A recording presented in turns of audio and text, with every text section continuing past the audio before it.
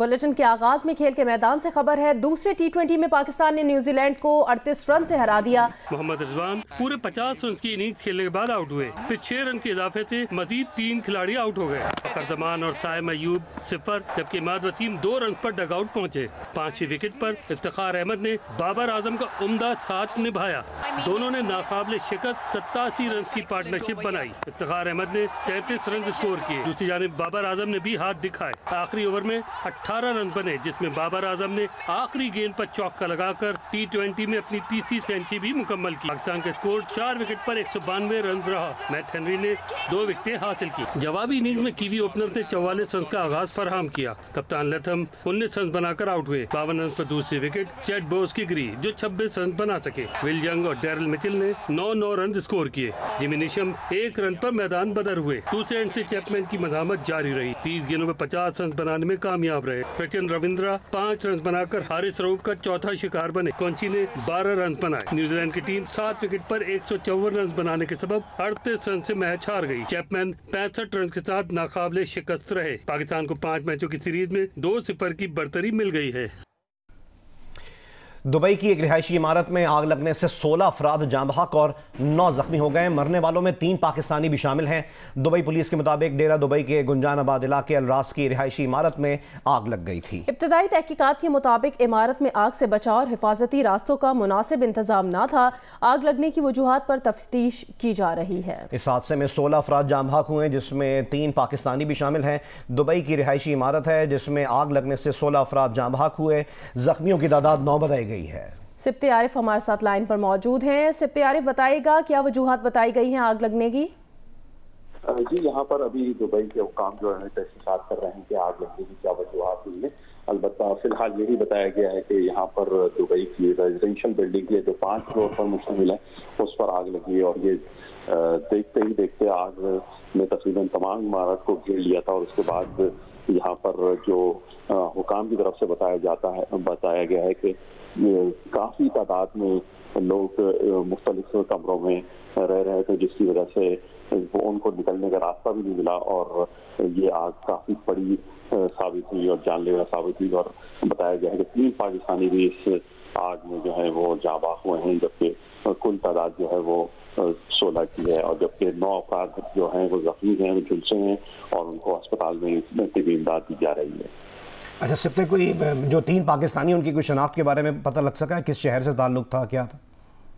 इस बारे में तो अभी फिलहाल हुकाम ने नहीं बताया, लेकिन ये जरूर बताया है कि जो तीनों अफराद हैं पाकिस्तानी वो एक ही खानदान के अफराद हैं जो यहाँ पर रिहाइश पजीर थे और यहाँ पर जॉब कर रहे थे। तो एक ही खानदान के 3 अफराद जो हैं वो पाकिस्तानी वो जाँ बहक हुए हैं इस वाक़े में। बहुत बहुत शुक्रिया सिप्ते आरिफ हमें अपडेट करने के लिए।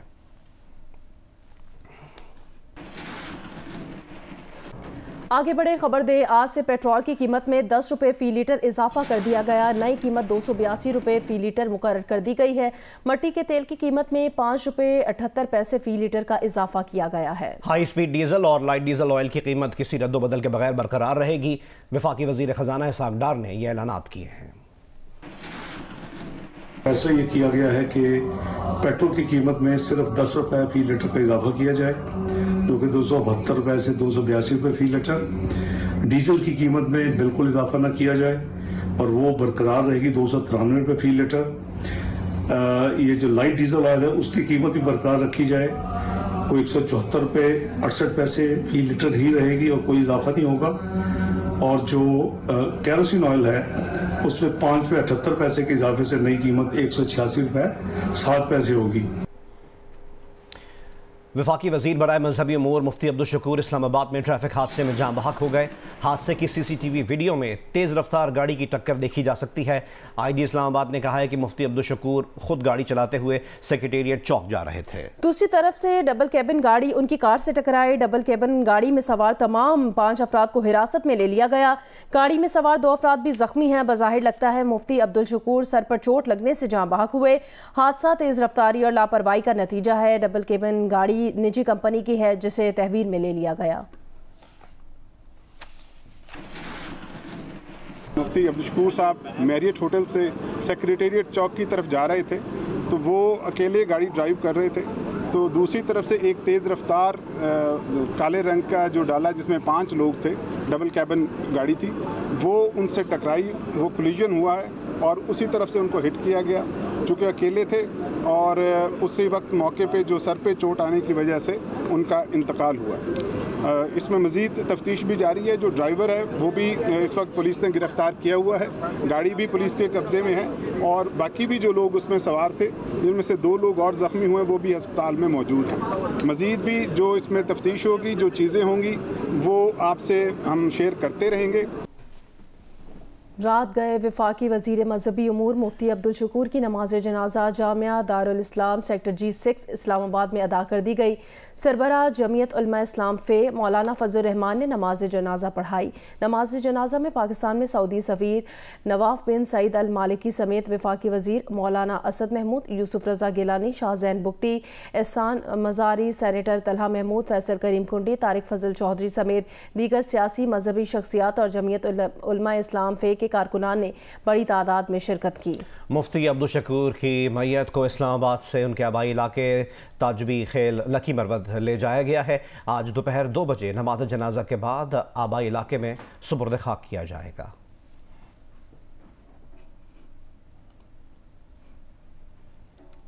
मुफ्ती अब्दुल शकूर की हालात ज़िंदगी पर नज़र डालते हैं इस रिपोर्ट में। मुफ्ती अब्दुल शकूर 1 जनवरी 1968 में पैदा हुए। ताल्लुक लकी मरवत से था। फ़लसफ़े में मास्टर्स किया और उन्होंने 1993 में दारुल उलूम हक्कानिया कोड़ा खटक से इस्लामिक स्टडीज़ में मास्टर्स की दूसरी सनद हासिल की।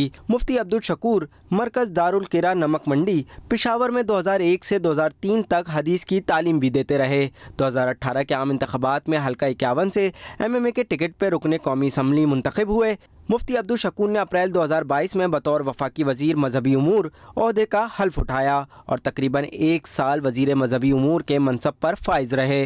वो अमीर JUI के खुसूसी मुशीर और मजलिस शूरा के रुकन भी रहे। उन्होंने कुरान बोर्ड के कानून, हज पॉलिसी की तश्कील और आज़मीन हज के लिए डॉलर के हुसूल के हवाले से भी नुमाया खिदमात सर अंजाम दी। तहरीक इंसाफ और हुकूमत को मुज़ाकरात की मेज़ पर लाने की कोशिशें शुरू हो गईं। अमीर जमात इस्लामी सिराजुल हक ने पहले वज़ीर आज़म शहबाज शरीफ और फिर इमरान खान से मुलाकात की है। ज़राए के मुताबिक इमरान खान ने हुकूमत के साथ मुज़ाकरात में खुद बैठने से इनकार कर दिया और कहा कि इंतख़ाबात पर कोई चीज़ वाज़े हो तो अपने नुमाइंदे भेज सकते हैं। सिराजुल हक ने कहा, हुकूमत और अपोजिशन के दरमियान एतमाद का शदीद फुकदान है। सिर्फ पंजाब में इलेक्शन हुए तो असम्बलियाँ इकट्ठी मुद्दत पूरी नहीं कर पाएंगी। पंजाब के इलेक्शन 90 दिन की मुद्दत से पहले ही आगे बढ़ चुके हैं। सिराजुल हक ने इमरान खान को तजवीज़ दी कि कुछ कदम आप आगे बढ़ाएं, 2 कदम वज़ीर आज़म पीछे हटे तो बात आगे बढ़ सकती है। इमरान खान से मुलाकात से पहले वज़ीर आज़म शहबाज शरीफ से सिराजुल हक की मुलाकात में सियासी सूरत हाल पर गुफ्तगू की गई। इज्तिमाई दानिश से मसाइल के हल पर इत्तफाक किया गया।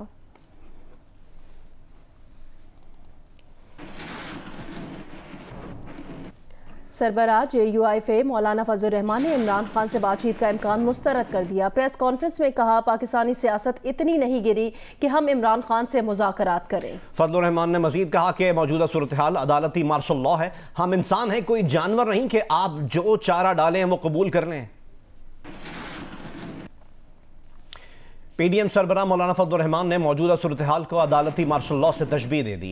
प्रेस कॉन्फ्रेंस में कहा कि पार्लियामेंट का एक्ट अभी बना भी ना था कि इसके खिलाफ अदालती फैसला आ गया, फिर कहते हैं फैसले को कबूल करो। हम इंसान हैं, कोई जानवर नहीं कि आप जो चारा डालें वो कबूल कर लें।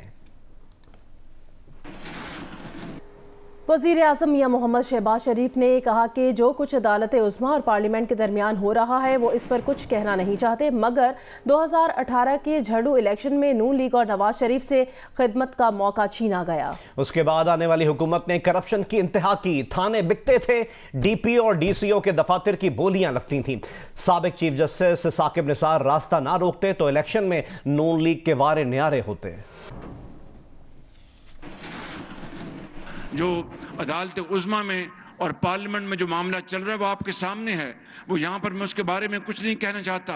2018 में झुरलू इलेक्शन हुआ, वो झुरलू ने और फ्रॉड ने और जाली इलेक्शन ने वो हमसे मौका छीना, नवाज शरीफ से मौका छीना। फिर वो हुकूमत ने करप्शन की आखिर हो गई। थाने बिकते थे, DPOs DCOs के दफ्तरों की बोलियां लगती थी कि जब 2018 के इलेक्शन में अभी कई महीने पड़े थे तो उस वक्त के जो चीफ जस्टिस थे साकिब निसार, उन्होंने इन तमाम मंसूबों पर पाबंदियां लगा दी थी। क्यों? इसलिए कि नून लीग ना जीत सके। तो साकिब निसार ने क्या किया, ये ऑरेंज लाइन, ये चीन ने तोहफा दिया था पाकिस्तान को। यही साकिब निसार साहब ने इसकी पूरी प्रोसीडिंग्स कार्रवाई उन्होंने सुनी, और जब मुकम्मल हो गई कार्रवाई तो 8 महीने फैसला ना दिया। क्यों? कि ऑरेंज लाइन मुकम्मल हो गई इलेक्शन से पहले, तो ये तो फिर नून लीग के वारे न्यारे हो जाएंगे। साबिक वजीर खजाना और नून लीग के रहनुमा मिफ्ताह इस्माइल ने कहा है कि इन्हें नहीं लगता कि स्टेट बैंक इलेक्शन के लिए फंड्स जारी करेगा। सुप्रीम कोर्ट का बराह रास्त स्टेट बैंक ऑफ पाकिस्तान को फंड्स जारी करने का हुक्म अपने दायरे इख्तियार से तजावुज़ है। इन ख्यालात का इजहार उन्होंने जियो न्यूज़ के प्रोग्राम नया पाकिस्तान में गुफ्तगू के दौरान किया। पार्लियामेंट की अप्रूवल की जरूरत नहीं थी, ये ईसीसी और काबीना भी फैसला कर सकती थी कि हम 21 अरब रुपए अब इलेक्शंस के लिए मुख्तस कर रहे हैं। जी बिल्कुल ठीक है। इसको आप इस तरह सोच लें कि रोजाना हुकूमत पाकिस्तान 18 अरब रुपए का तो सिर्फ सूद देती है।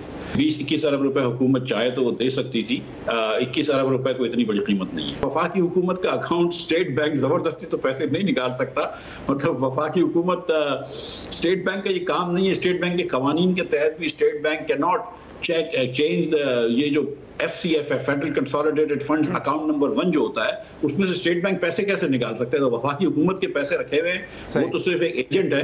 तो अभी ये थोड़ी सी अनचार्टेड टेरिटरी में आ गए कि क्या होगा, क्योंकि ये अमूमन मैं तो इसको समझता हूँ कि एक सप्लीमेंट्री ग्रांट है जो ECC अप्रूव करती है और फिर काबीना अप्रूव करती है। इसके बगैर कभी मैंने सुना नहीं। होता हुआ नजर आ रहा है, वैसे आपका जो तजुर्बा है होता हुआ नजर आ रहा है, आपको यह मामला फंस जाएगा? मुझे नहीं लगता, सच्ची बात है, कि अब स्टेट बैंक ऑफ पाकिस्तान जो है वो भी एक कश्मकश में फंसा है कि वो किस तरह पैसे ले लेगा। आज़ाद कश्मीर कानून साज असम्बली का इजलास आज एक बार फिर दोपहर 2 बजे होगा। साबिक वज़ीर आज़म सरदार तनवीर इलियास की नाअहली के बाद आज़ाद कश्मीर के नए कायदे ऐवान का इंतखाब किया जाएगा। गुज़श्ता रोज़ कायदे ऐवान के नाम पर इतफाक़ नहीं हो सका था। आज़ाद कश्मीर कानून साज असम्बली का इजलास गुज़श्ता रोज़ बार बार मुलतवी होने के बाद भी कायदे ऐवान के नाम पर इतफाक़ ना हो सका था। साबिक वज़ीर आज़म सरदार तनवीर इलियास, स्पीकर असम्बली अनवारुल हक और फॉरवर्ड ब्लॉक के यकजा होने की सूरत में भी बैरिस्टर सुल्तान महमूद के हिमायत याफ्ता अरकान असम्बली की मदद के बगैर आज़ाद कश्मीर में तहरीक इंसाफ की हुकूमत कायम रखना मुश्किल दिखाई दे रहा है। दूसरी जानिब सदर मुस्लिम लीग नून शाह गुलाम कादिर का कहना है कि अब तक मुतफ़िका उम्मीदवार का फैसला नहीं हुआ, जबकि असम्बली में पीपल्स पार्टी के अपोजिशन लीडर चौधरी लतीफ़ अकबर ने भी खुद अपने पार्टी सदर चौधरी यासीन को वज़ीर आज़म के ओहदे के लिए खुद साख्ता उम्मीदवार करार दिया है। और बात करते हैं कच्चे के इलाके में ऑपरेशन की। रहीम यार खान के कच्चे के इलाके में जारी डाकुओं के खिलाफ ऑपरेशन में पुलिस को पाक आर्मी का भी तावन हासिल है। कच्चे में डाकुओं के कितने गिरोह हैं जिनका सामना पुलिस को करना पड़ रहा है, ये बताएंगे नुमाइंदा जियो न्यूज़ मलिक मोहम्मद असलम।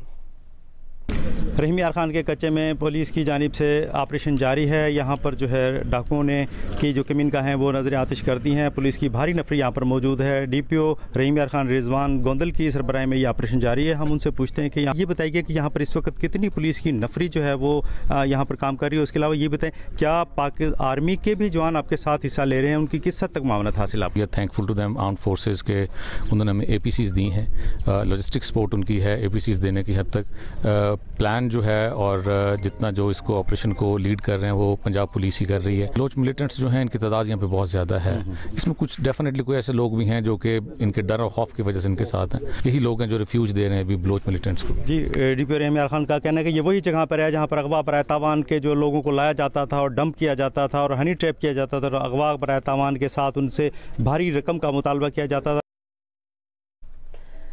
मुल्तान और गिरदोनवाह में गंदम की कटाई शुरू हो गई है। हालिया बारिशों और यालाबारी की वजह से किसानों को कितना नुकसान हुआ और पैदावार में कितनी कमी आई है, बताएंगे नुमाइंदा जियो न्यूज़ जौदत नदीम। जी मुल्तान में गंदम की कटाई शुरू हो गई है। मुल्तान में बारिशों की वजह से और ज़ालाबारी की वजह से जो गंदम की जो कटाई है उसमें काफ़ी ताख़ीर देखने में आ रही है। माहिरीन के मुताबिक बारिश और ज़ालाबारी की वजह से जो गंदम की जो फ़ी एकड़ पैदावार है उसमें काफ़ी ज़्यादा कमी वाक़या हुई है। अगर मुल्तान में ज़िला इंतज़ामिया की जानिब से रेट की बात की जाए तो 3900 रुपये फ़ी मन गंदम जो है वो यहाँ पे सरकारी कीमत जो है वो दी जा रही है गंदम की। यहाँ पे ज़िला इंतज़ामिया मुल्तान की जानिब से तकरीबन 6,51,000 मैट्रिक टन गंदम की खरीदारी का हदफ मुकर्रर किया गया है, जिसमें से अब तक 88,000 मेट्रिक टन से ज़ायद गंदम जो है वो खरीदी जा चुकी है। इसी तरह जो स्मगलिंग का जो कारोबार है गंदम का, वो भी काफ़ी तेज़ हो चुका है, जिसके हवाले से ज़िला इंतज़ामिया मुल्तान ने कार्रवाई तेज़ कर दी है। यहाँ पर तकरीबन 1956 मेट्रिक टन गंदम जो है वो जब्त कर ली गई है ज़िला इंतज़ामिया की जानिब से। इसी तरह उसमें 4 FIRs भी जो है वो दर्ज कर ली गई है। ये 3 बीघे थी जो तकरीबन 90 मन होनी थी, अब जो है ये तकरीबन 60 मन 55 मन 60 मन हो जाएगी। कराची में इंडस हॉस्पिटल की जानिब से कैंसर से मुतासर बच्चों के साथ एक शाम बनाम खुशियों का सदका मुनक्किद की गई, जिसमें नन्हे बच्चों और उनके वालिदैन ने डॉक्टर्स और लोगों के साथ पुरतकल्लुफ इफ्तार का लुत्फ उठाया। रिपोर्ट कर रहे हैं वकास आलम अंगारिया। 16 साला सिदरा मोहम्मद सुहेल को हड्डियों का कैंसर है और वो इंडस अस्पताल में काफ़ी अरसे से ज़ेर इलाज हैं। डॉक्टर्स ने तो पाँव काटने का कह दिया था, लेकिन इसके बावजूद बुलंद हौसला और ख्वाबों से सजी आंखें हैं जो बता रही हैं कि इंडस अस्पताल ने सिदरा की उम्मीदों को अब तक रोशन रखा हुआ है। मैं आर्टिस्ट हूँ और मैं पेंटिंग करती हूँ और ये भी मुझे इंडस ने सिखाई। मतलब मैं बचपन से करती थी, लेकिन जो कंटिन्यूस जो मतलब एक वो नहीं होता किसी को वो करना, मोटिवेट करना, मुझे हॉस्पिटल ने किया, तो मैंने बहुत सारी पेंटिंग्स बनाई। सिदरा के अलावा भी कैंसर से लड़ने वाले कई बच्चे इंडस अस्पताल में ज़ेर इलाज हैं। इनके अलावा इनके वालिदैन के साथ इफ्तार करने का मौका मिला तो हर चेहरे पर खुश उम्मीदी और फिर से सेहतमंद ज़िंदगी गुजारने का अज़म झलक रहा था। तर्जुमान इंडस अस्पताल ने बताया कि वो इन बच्चों के साथ ऐसी कई महफिलें सजा चुके हैं। इंडस अस्पताल का अपने ज़कात, सदक़ात, अतियात की मद में जो है वो हमारा साथ दीजिए, ताकि इंडस अस्पताल ज़्यादा से ज़्यादा मरीज़ों का मुफ्त और मयारी इलाज जो है वो फराहम कर सके। अस्पताल इंतज़ामिया ने कराची के शहरियों से भरपूर माली ताउन की अपील की है ताकि सफ़ेद पोश और मुस्तहिक मरीज़ों को इलाज की मुफ्त सहूलत जारी रखी जा सके। कैमरामैन शाहिद इस्माइल के साथ वकास आलम अंगारिया, जियो न्यूज़, कराची। शकरगढ़ करतारपुर में 2 रोज़ा बैसाखी मेले की तकरीबात का आगाज़ हो गया। करतारपुर राहदारी समेत मुल्क भर से यात्रियों की आमद का सिलसिला जारी है। बरास्ता वाघा बॉर्डर भारत से आए 3000 सिख यात्री आज दोपहर करतारपुर पहुंचेंगे। दरबार बाबा गुरु नानक करतारपुर में बैसाखी मेले की 2 रोज़ा तकरीबात का आगाज़ आज हो गया। यात्री दरबार बाबा गुरु नानक में इबादत में शरीक हैं। वाघा बॉर्डर के रास्ते भारत से आए 3000 यात्री दोपहर को करतारपुर पहुंचेंगे। यात्रियों की लंगर हॉल में चपाती, पुलाव, चने और गर्मा गर्म चाय से तवाज़ो की जाएगी। यात्री 1 रोज़ा क़याम के बाद कल दोपहर वापस लौट जाएंगे।